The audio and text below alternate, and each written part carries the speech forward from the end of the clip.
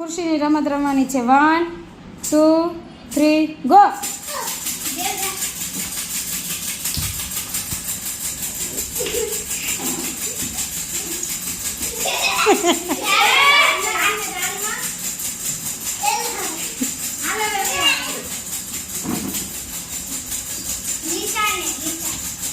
ખુરશીમાંથી પાછા જાઓ ત્યારે ખુરશીમાં ગોળ ફરવાનો.